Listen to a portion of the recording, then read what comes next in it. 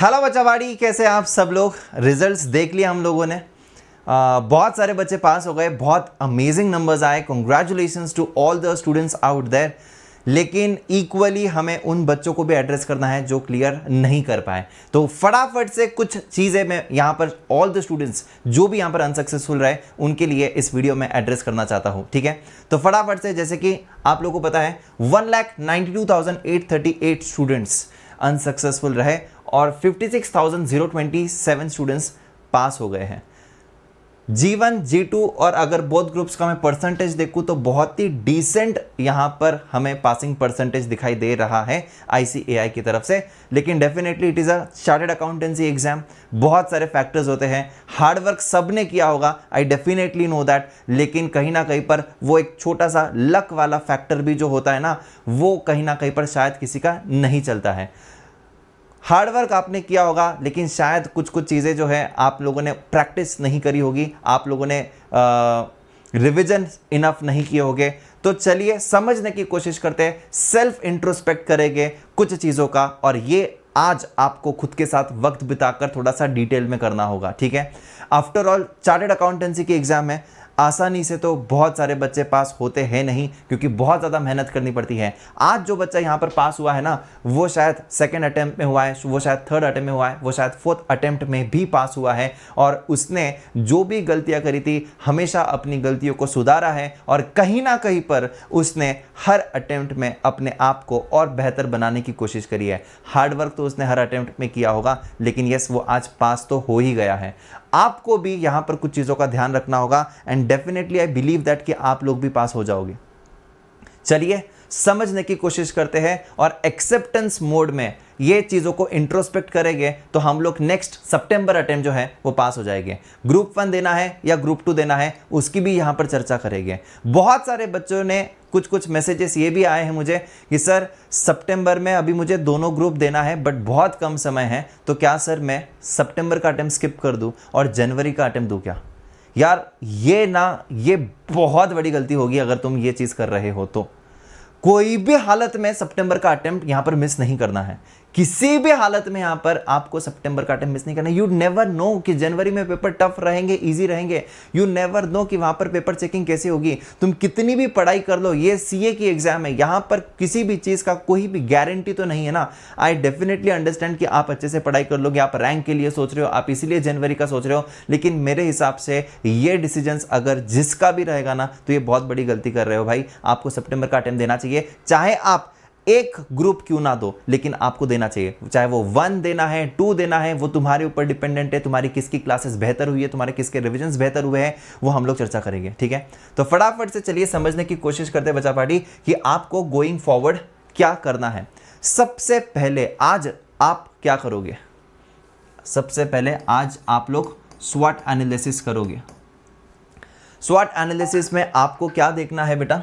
स्वॉट analysis में आपको ये देखना है कि आपके स्ट्रॉन्ग सब्जेक्ट्स कौन से रहे हैं और आपके वीक सब्जेक्ट कौन से रहे हैं। इससे आपको पता चलेगा कि मुझे कहां पर ज्यादा फोकस करना है। ठीक है, कई बार हम लोग क्या करते हैं, इजी पर ही ज़्यादा फोकस करते रहते हैं और डिफ़िकल्ट वाले की ठीक ठाक पढ़ाई करते हैं। बट आफ्टर ऑल मुझे यहाँ पर इंडिविजुअली भी पास होना है और एग्रीगेट वाइज भी पास होना है। तो ये सबसे पहले आज आपको करना है कि आपका स्ट्रॉन्ग सब्जेक्ट कौन सा है, आपका वीक सब्जेक्ट कौन सा है, वीक एरिया क्या है। दूसरा चीज़ आप खुद से पूछोगे तो आपको आंसर मिल जाएगा कि मैंने पढ़ाई बहुत करी थी, मैंने हार्डवर्क बहुत किया था, लेकिन क्या मैंने इनफ रिविजन्स किए थे। तो सेकंड चीज जो आपको आज अपने आप से पूछनी है कि मेरी रिवीजन में कुछ कमी तो नहीं रह गई ना। अपने आप से पूछो ये सवाल, आपने करी होगी, लेकिन एक अंदर से एक शिद्दत वाला आंसर आएगा कि करी तो थी, लेकिन यार शायद उस लेवल की नहीं हुई। तीसरा सवाल जो अपने आप से पूछोगे, रिवीजन तो तुमने कर ली थी, लेकिन तुमने राइटिंग प्रैक्टिस बिल्कुल नहीं करी थी, और तुमने एक भी पेपर नहीं देखा था, या तुमने RTPs नहीं किए थे, या MTPs नहीं किए थे, या फिर PYQs नहीं किए थे। अपने आप से ये तीसरा सवाल पूछना कि क्या आप लोगों ने RTP, क्या आप लोगों ने MTP और क्या आप लोगों ने PYQ को कंप्लीट किया था या नहीं किया था। राइटिंग प्रैक्टिस बहुत इंपॉर्टेंट होता है, ये एक नेक्स्ट लेवल का कॉन्फिडेंस देता है हम लोगों को, बिकॉज इंस्टीट्यूट के पेपर कई बार हम लोग पास नहीं कर पाते क्योंकि हमारा 80 मार्क्स का पेपर सॉल्व हो रहा है। अब उस 80 मार्क्स के पेपर में यू आर एक्सपेक्टिंग कि मुझे 60 मार्क्स मिल जाए। अगर मैं 20 मार्क का एक्स्ट्रा सॉल्व भी करता हूं तो वहां से मुझे 20 मार्क्स में से 10 मार्क्स तो मिलेंगे। आज तुम 80 मार्क्स का सॉल्व कर कर 40 तुम्हें नंबर आए हैं, तुम 100 मार्क्स का सॉल्व करोगे तो तुम्हें 50 नहीं आएंगे। जो बच्चा यहां पर बहुत क्लोज आकर रह चुका है वो यहां पर पास हो जाएगा। तो अपने आप से सवाल पूछना, क्या सवाल पूछोगे? क्या मैंने राइटिंग प्रैक्टिस किया था? क्या writing practice really play a very very important role guys. Writing practice really play a very important role because यहां पर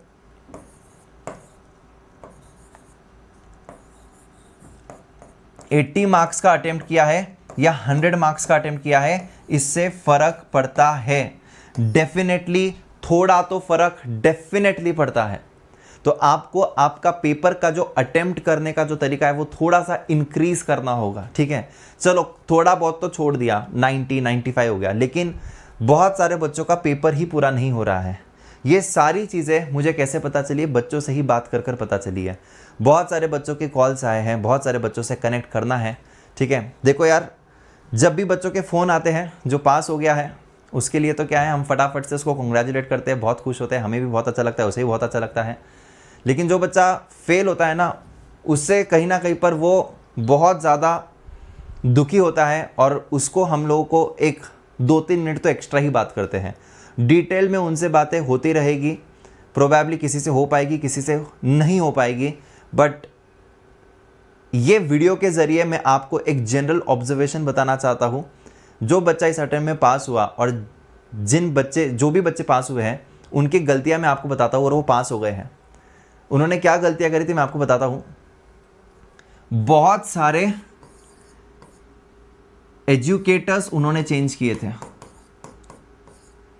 कोई प्रॉब्लम नहीं है, आप करो, आपको करना है करो, कोई टेंशन वाली बात है नहीं। बट क्या हुआ था, एक बच्चे का मैं आपको आंसर बताता हूँ। उसने क्या बोला था कि सर समझो एक सब्जेक्ट है, उसके लिए मैंने यूट्यूब पर 5 टीचर्स के 5 मैराथन्स देखे या 5 रिविजनरी, पाँचों के सबके रिविजनरी सेशंस देखे।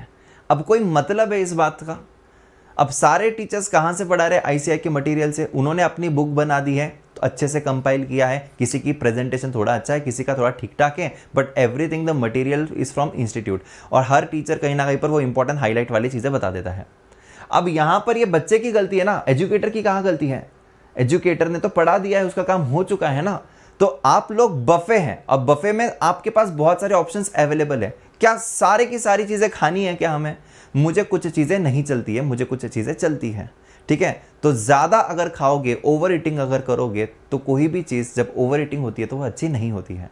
और शायद उसने क्या किया, पहला वाला चैप्टर ये टीचर से किया, दूसरा वाला चैप्टर ये टीचर से किया, तीसरा वाला चैप्टर ये टीचर से किया। अब थर्ड वाला जो चैप्टर जो टीचर से किया, अब वो टीचर जो है वो कहीं ना कहीं पर थर्ड पढ़ाते पढ़ाते फर्स्ट सेकंड के बारे में इंपॉर्टेंट कह रहा है, या फिर फर्स्ट पढ़ाते पढ़ाते फिफ्थ के बारे में इंपॉर्टेंट कहा रहेगा, लेकिन उसने उस टीचर को पूरी तरीके से फॉलो ही नहीं किया।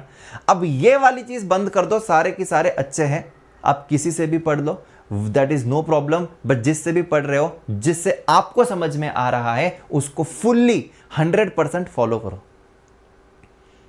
उसको 100% फॉलो करो। मैं ये नहीं कह रहा हूं कि आप इसी से पढ़ो, आप इसी से पढ़ो, नहीं भाई, तुम्हें जहां पर समझ आ रहा है, आफ्टर ऑल तुम्हें पास होना है ना यार। वो टीचर तो पढ़ा ही रहा है, हजारों बच्चों को पढ़ा रहा है, उसको कोई फर्क नहीं पड़ेगा ना। लेकिन आपको कौन से टीचर का समझ में आ रहा है, आप उसी को फॉलो कीजिए, लेकिन 100% फॉलो कीजिए। ये वाली गलती मत करना। ये बच्चे ने गलती करी थी, उसने सुधारी, 2 अटेम्प्ट चले गए उसमें, और 2 अटेम्प्ट के बाद वो पास हुआ है, लेकिन आज पास हो गया है। उसने गलतियों को रेक्टिफाई किया है। आप शायद इस गलती में आ रहे होंगे, तो इस गलती को सुधार दीजिए। दूसरी गलती नोट्स वाली गलती होती है। अब नोट्स, यहां पर कुछ बच्चा तो नोट्स लेता ही नहीं है, यह सबसे बड़ी गलती है। और कुछ बच्चे एक्स्ट्रा नोट्स लेते हैं, सारे टीचर्स के सारे कलरफुल नोट्स। ये भी नहीं करना है। आपको डेफिनेटली नोट्स लेने चाहिए जहां पर आपको पता चले, वैरायटी ऑफ क्वेश्चंस पता चले, एंड डेफिनेटली आपको हेल्प हो। लेकिन आप जहां पर कर रहे हो, सारे टीचर्स ने क्या किया है, आरटीपी, एमटीपी, पीवाईक्यू सबको कंपाइल कर कर बुक बनाई है ना, और सबको कंपाइल कर कर ही तो बनाया है, और कहां से लाएंगे। और उन्होंने बता दिया है, अब तुम उसको फॉलो कर लो। अब फॉलो कर लोगे तो तुम्हें मल्टीपल नोट्स की जरूरत नहीं है। Why are you taking multiple notes? तो ये एक नोट्स वाली गलती और ये एजुकेटर चेंज वाली गलती, ये बहुत बड़ी गलती है। कुछ बच्चों ने आधे अधूरे क्लासेस की है, वो बहुत बड़ी गलती है। आधे अधूरे मत कीजिए, एक बार आपको पूरे क्लासेस करने चाहिए। एक बार अगर पूरे क्लासेस कर लिए हैं तो फिर तो सेल्फ स्टडी और रिविजनरी सेशन जो टीचर के अवेलेबल होते हैं उससे काम हो जाता है। अगर आपने क्लासेस ही नहीं किए हैं तो मेरे हिसाब से इंटरमीडिएट लेवल पर डेफिनेटली क्लासेस की ज़रूरत होती है। सेल्फ इंट्रोस्पेक्शन कीजिए, क्यों नहीं किए, मतलब ऐसी क्या मजबूरी थी कि तुमने क्लासेस ही नहीं किए और तुम्हें सच में बहुत कम मार्क्स आ रहे हैं तो तुम्हें क्लासेस कर लेने चाहिए। तो आज ये सारी गलतियां, अपनी अपनी गलतियां आपको ही बेहतर तरीके से पता है, उसको आप लिख लीजिए, नोट डाउन कर लीजिए और शुरू हो जाइए। 2 दिन अपने आप को दीजिए सेल्फ इंट्रोस्पेक्शन में, बहुत ज़्यादा इंपॉर्टेंट है। और उस 2 दिन के बाद आपको जो मटेरियल खरीदना है खरीद लीजिए, जो क्लासेस खरीदनी है खरीद लीजिए, नहीं खरीदनी है सेल्फ स्टडी करनी है सेल्फ स्टडी कीजिए, लाइब्रेरी लगाना है लाइब्रेरी में जाकर पढ़ाई करना है, एक शेड्यूल बनाइए, अच्छा खासा शेड्यूल बनाइए। लेकिन उसके बाद भी एक गलती होगी ये सब कुछ करने के बाद। कब? 15 दिनों के बाद। 15 दिनों के बाद जो कंसिस्टेंसी रहेगी वो नीचे आ जाएगी, because the most important thing in any of the competitive exam is consistency. आपके पास समय कितना है? जब अभी आपका मोटिवेशन बहुत हाई रहेगा प्लान बनाने के बाद, लेकिन वो कब तक रहेगा? 10 दिन, 15 दिन, 20 दिन। मुझे ये आप लोगों से वादा चाहिए कि सर मैं पूरा की पूरा 2 महीने तक पूरा लगा रहूँगा अच्छे से एंड कंसिस्टेंट रहूँगा, क्योंकि बेटा ये 2 महीने में भी ना आपके एबनॉर्मल लॉसेस होने वाले हैं। एबनॉर्मल लॉसेस मतलब आपकी तबीयत खराब हो गई, मौसम बदल गया इसलिए, या फिर घर में कुछ ना कुछ फंक्शन था, या फिर कॉलेज की कोई एग्जाम थी, या फिर कुछ ना कुछ तो था जिसके कारण आपके 10 दिन चले गए, तो वो है एबनॉर्मल लॉस। अब ये 10 एबनॉर्मल लॉस होने वाले, आप और एबनॉर्मल लॉस मत कीजिए ना। आपका मूड नहीं है, पढ़ाई नहीं हो रही है, सोशल मीडिया है, this that, please stay away from it, क्योंकि ये फिर से पढ़ाई करना इट्स वेरी डिफिकल्ट। सिलेबस पहाड़ के जैसा है। आई अंडरस्टैंड कि आपने पढ़ाई करी होगी, लेकिन इस बार लक साथ नहीं दिया, दोबारा करना होगा। ये फेलियर जिंदगी में आते रहेंगे, थोड़ी चीज लेट हो जाएगी, कुछ बिगड़ा नहीं है, कुछ भी नहीं बिगड़ा है। कुछ लोग 50 की उम्र में सक्सेसफुल होते हैं, कुछ लोग 40, कुछ लोग 30, कुछ लोग 20, कुछ लोग 25, ठीक है। तो हम लोग कर सकते हैं, तुम्हें तुम्हारी कैपेबिलिटीज पता है, आपको बस शिद्दत से पढ़ाई करनी है। अपने आप से पूछना है कि क्या मैंने मेरा 100% दिया था? अगर नहीं दिया था तो मैं इस बार मेरा 100% देने वाला हूं। आपके पास बहुत सारा मटेरियल अवेलेबल होगा, इंटरव्यूज रहेंगे यहां पर, लेकिन सारे इंटरव्यूज एक ही दिन में खत्म मत करना। मोटिवेशन ऐसी चीज है जो 10 दिन के बाद निकल जाती है, फिर से मोटिवेट करना होता है। तो जो टॉपर्स रहेंगे, कुछ बातें समझो कि उन्होंने, जिसने फोड़ा है ना, सच में उन्होंने क्या अलग किया था, वो लिखो, वो समझो और उसको फॉलो करो। सिर्फ वीडियो देखने से कुछ नहीं होगा, उसको इंप्लीमेंटेशन में लाने के लिए भी आपको चीजें करनी पड़ेगी, आपको मेहनत करना होगा। तो सारे के सारे इंटरव्यू एक ही दिन में खत्म मत कर देना। देखो यार, एज ए एजुकेटर अगर हम लोग कहते हैं कि हमारा बच्चा ये पास हुआ है, तो हमारा बच्चा फेल भी तो हुआ है ना, तो हमें तो उनके लिए भी काम करना है। अगर ये स्टैटिस्टिक्स के हिसाब से अगर 56,000 स्टूडेंट्स पास हुए हैं तो 1,92,838 तो फेल भी हुए हैं। तो if we are proudly saying that कि हाँ ये हमारा बच्चा पास हुआ है, तो हाँ हमारा बच्चा फेल भी हुआ है और हम लोग इसी के लिए यहां पर आए हैं। सब्जेक्ट वाइज स्ट्रैटेजी भी आएगी, आपको मेहनत करनी होगी और आपको पास होना होगा। गाइज आई रिमेंबर बहुत सारे ऐसे बच्चे जिन्होंने 2-2, 3-3, 4-4 अटेम्प्ट के बाद पास हुए ना, हम लोग उनसे स्टे कनेक्टेड थे। और जब आज उनका फ़ोन आता है, जब उनका मैसेज आता है, तो बहुत अच्छा लग रहा है कि चलो यार उसने निकाल दिया है। बहुत सारे बच्चे ऐसे हैं। तो स्ट्रगल किया है, सब ने किया है, मतलब they were also in the bad phase of their life. Even you might be right now in the bad phases of your life, जहाँ पर आपको लग रहा है कि यार डिप्रेशन में हूँ, निकल ही नहीं रहा है, कहाँ पर फंस गया। ये सारी चीज़ें आपको लगती रहेगी, which is very normal. But एक बार जब पास हो जाओगे ना, तो फिर सब कुछ एकदम वर्थ इट लगेगा। बाकी सारी चीज़ें हिस्ट्री रहेगी और बस आप बहुत ज़्यादा खुश रहोगे, ज़िंदगी में बहुत आगे बढ़ चुके रहोगे। छोटे मोटे उतार चढ़ाव ज़िंदगी में आते रहते हैं, आपने थोड़े जल्दी देख लिए, fine, that's fine, but life is very beautiful. बहुत बहुत ज़िंदगी बाकी है, कुछ साल है आपके इस हार्ड वर्क के, और ये हार्ड वर्क जो है हमेशा चलते ही रहना है। चाहे आप सीए बन भी जाओ ना, तो भी उतार चढ़ाव तो आएगी ज़िंदगी में। तो आपने थोड़े से जल्दी देख लिए हैं, ठीक है। सो कोई प्रॉब्लम नहीं है, आप बिल्कुल ये कर सकते हो, लेकिन आपको इन सारी चीज़ों पर फोकस करना है। आज जाइए, बाउंस बैक करना है हमें, हम करेंगे। और इन चीज़ों को इंट्रोस्पेक्ट कीजिए। अब रही बात कि हमें G1 देना है या G2 देना है ना, या बोथ देना है ना, सिंगल देना है। अब यहां पर मैं आपको कहना चाहता हूं कि G1 देना है या G2 देना है, ये आपके ऊपर डिपेंडेंट है। बोथ अगर देने में कंफर्टेबल हो, अच्छे से रिविजन्स हो चुकी है, तो ही बोथ देना, ठीक है।